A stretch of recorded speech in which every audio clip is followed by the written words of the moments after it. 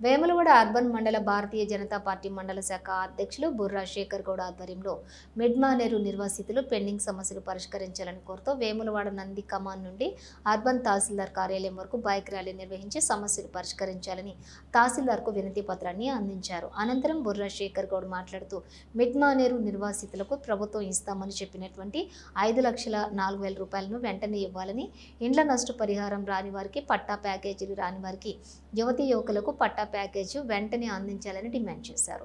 ఈ కార్యక్రమంలో బీజేపీ నాయకులు ఎర్రం మహేష్, కుమ్మరి శంకర్, ఏ రెడ్డి, రాజారెడ్డి, మండల ప్రధాన కార్యదర్శి చంద్రశేఖర్, ప్రశాంత్, నర్సింగ్, రోజు, శంకర్, మండల ఉపాధ్యక్షులు ఏరుకొక్కుల రమేష్, జింకా శ్రీనివాస్, తిప్పరవేణి రాజు, బి రెడ్డి, శ్రీనివాస్ రెడ్డి, మోర్చాల అధ్యక్షులు గోనె భాస్కర్, నాంపల్లి అరవింద్, సీనియర్ నాయకులు అంజన్న యాదవ్, గుండెకార్ల లక్ష్మణ్, చెల్లా నరసయ్య, పోచంపల్లి భాను, సంజీవ్ రెడ్డి, చొక్కల మధుతో పాటుగా నాయకులు, కార్యకర్తలు పాల్గొన్నారు.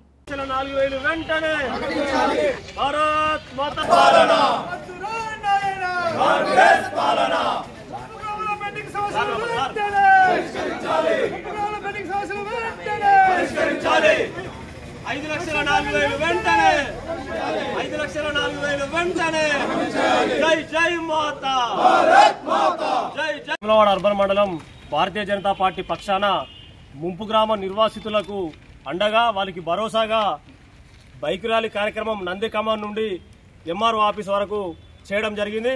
ఎంఆర్ఓ గారికి వినతి పత్రం ఇవ్వడం జరిగింది.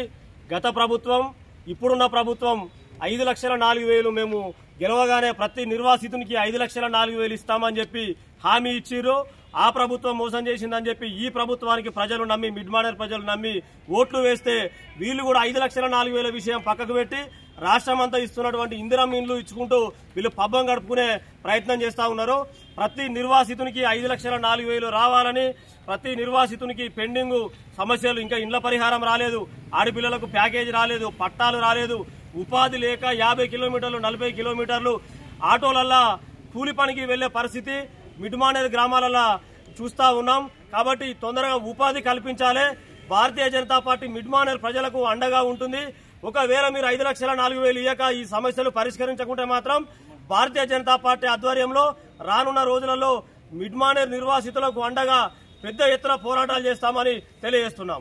భారత్ మాతాకి జై.